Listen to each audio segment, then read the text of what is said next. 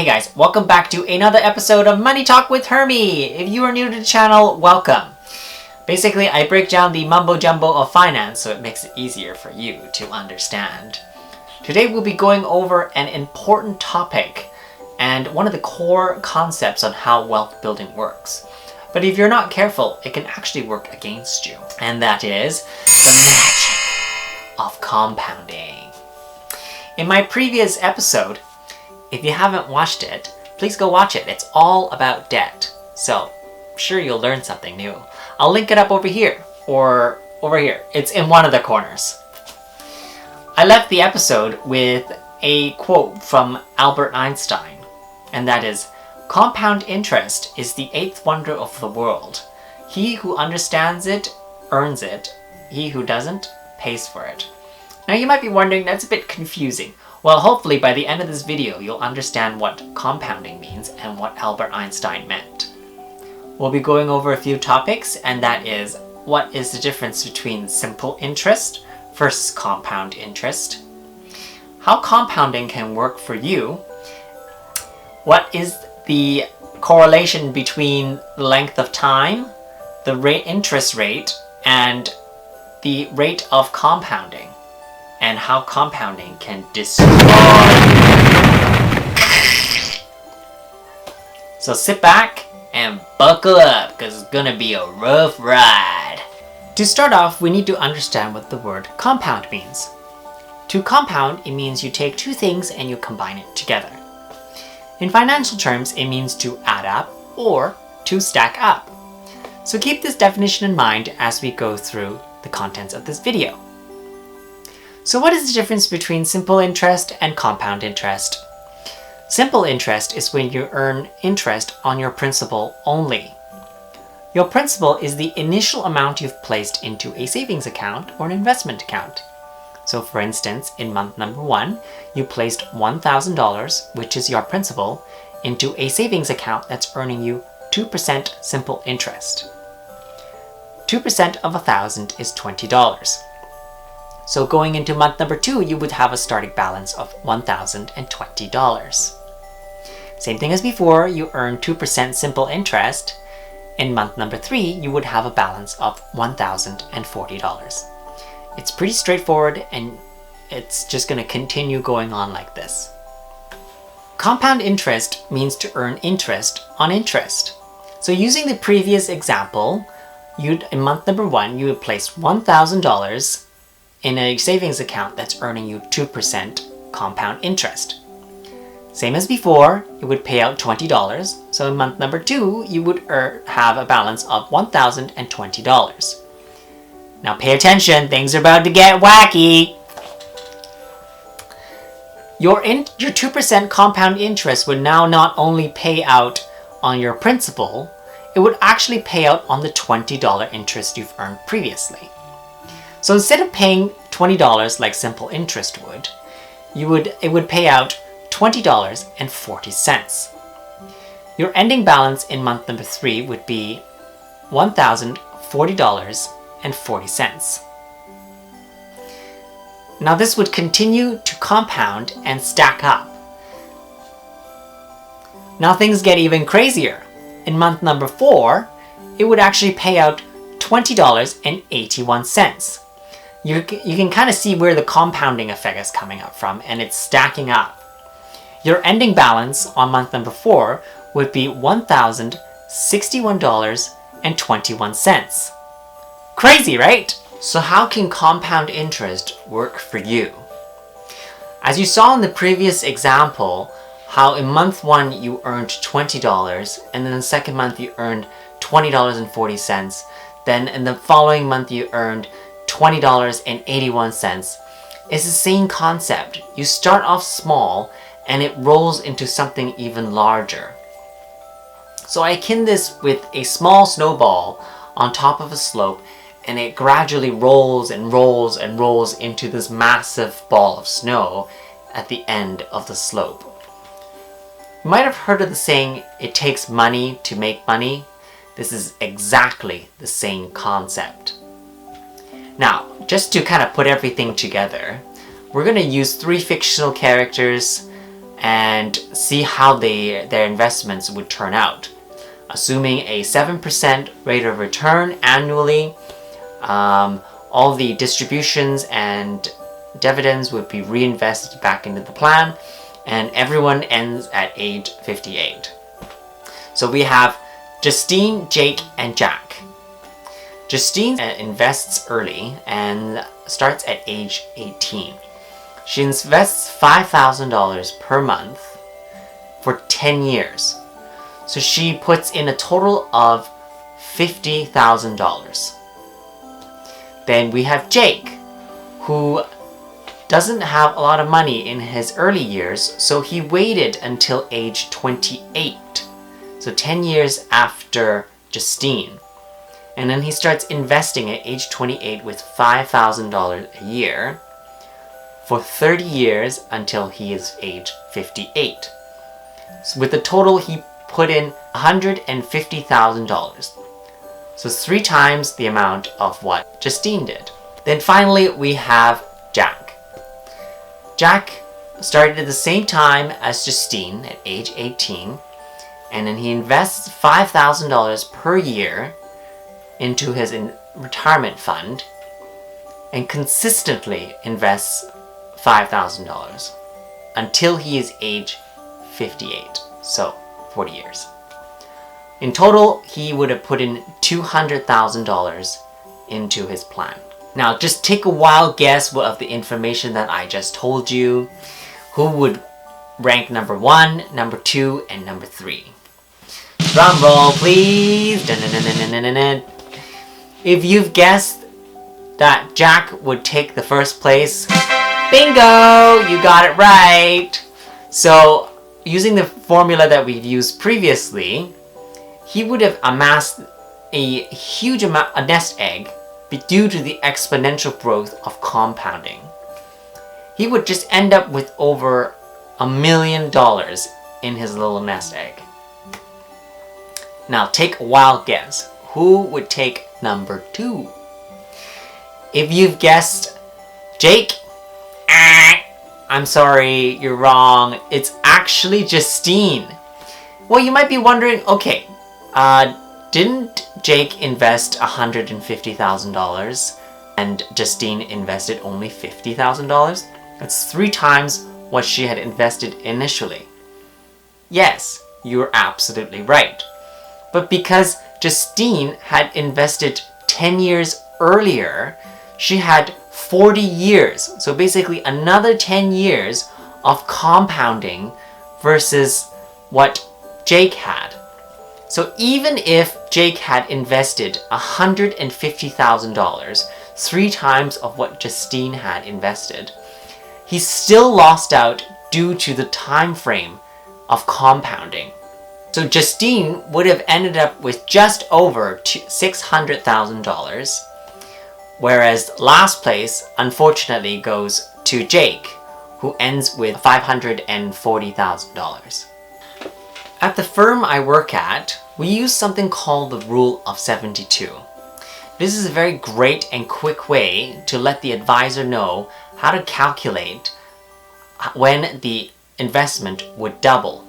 So for instance, if the rate of return on an investment is 6% consistently, we would take 72 divided by 6 and we would get 12 years. So it would take an investment 12 years to double in its value. Now, it's not perfect, but it is a great and quick way to sort of gauge how an investment will do. The higher the return, the shorter amount of time you would take the investment to double. And of course, the smaller the number, the longer it'll take.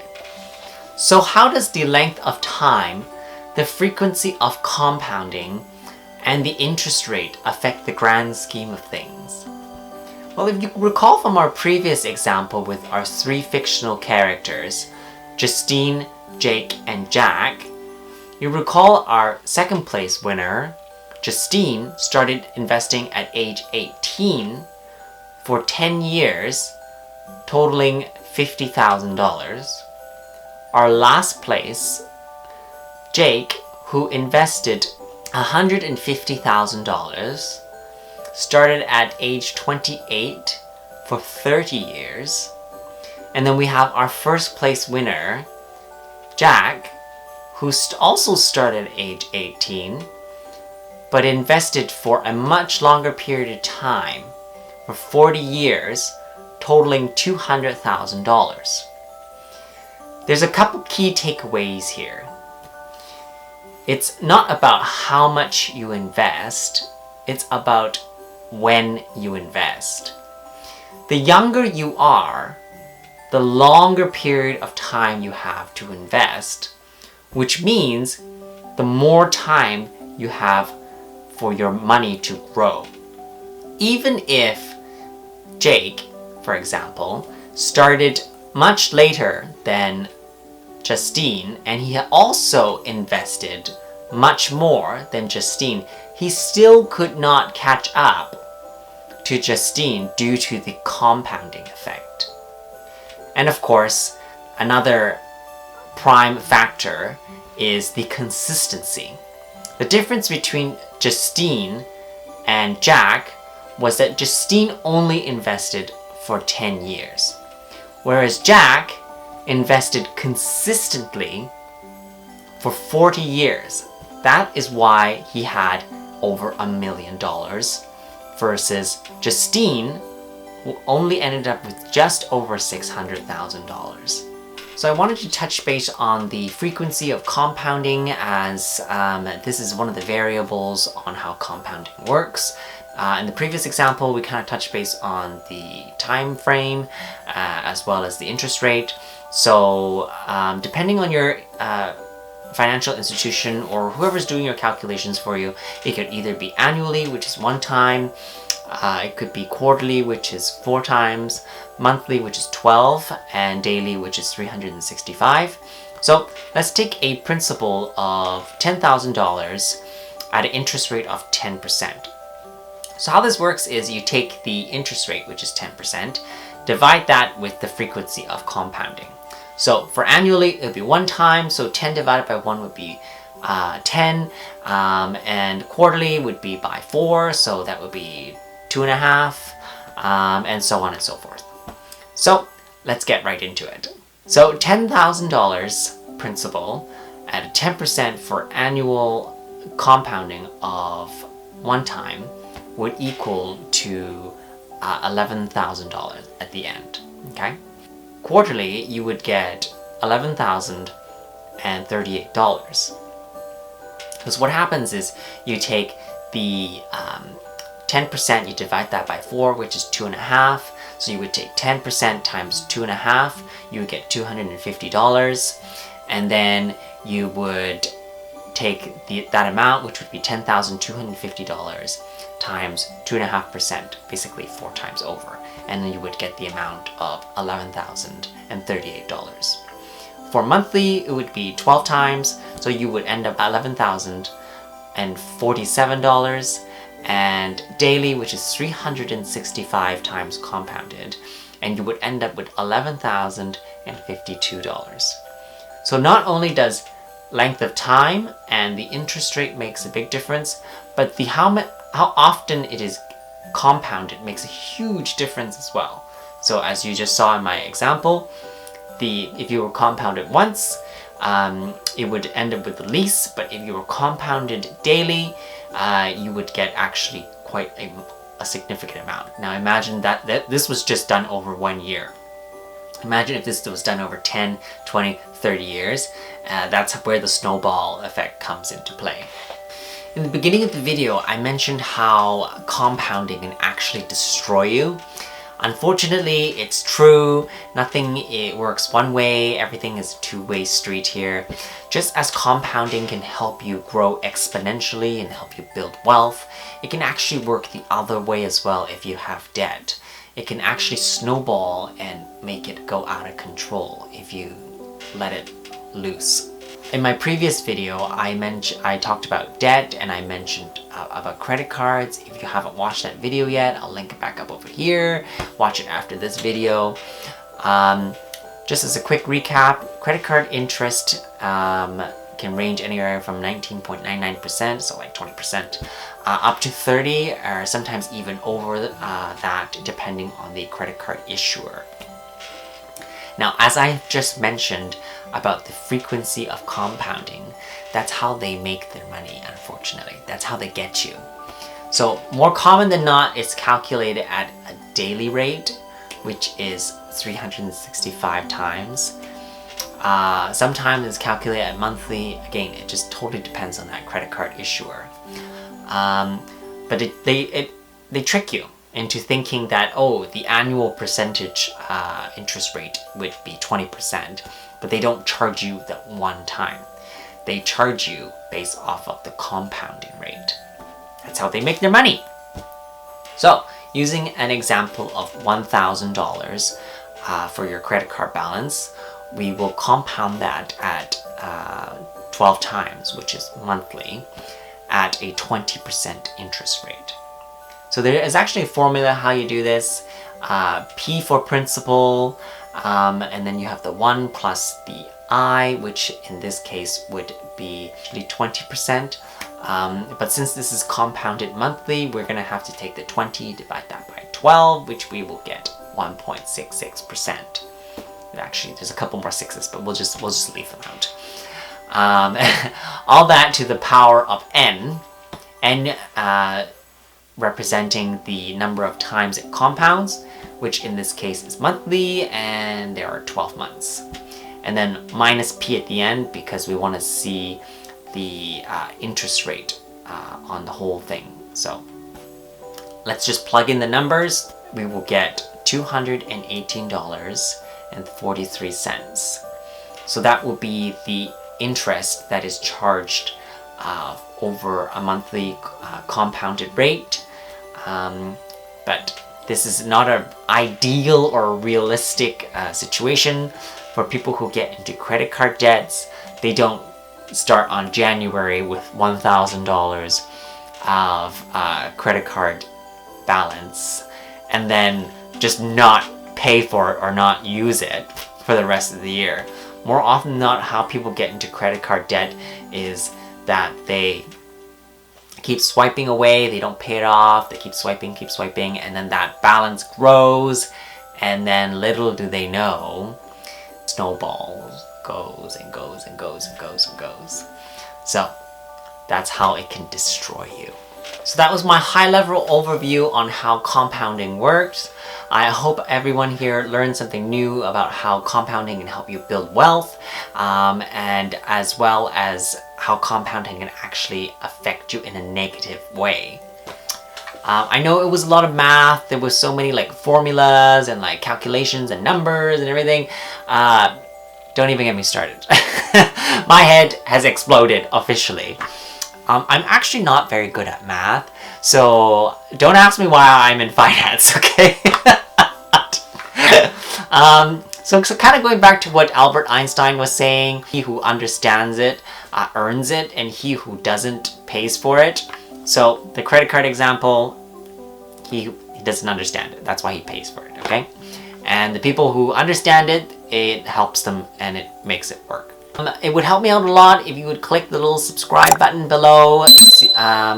While you're down there, you might as well hit the little bell icon.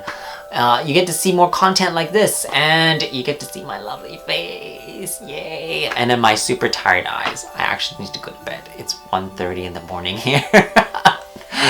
Leave me also a little comment below too. Tell me how I did in this video, or tell me what you've learned about compounding, or maybe some suggestions for the next video. Anyways, I'll see you guys next time on Money Talk with Hermie. Bye bye. 10 divided by 1, which is still 10, I think. Yes. I can't do math. 1:30 in the morning, okay? Give me a break. Excuse me.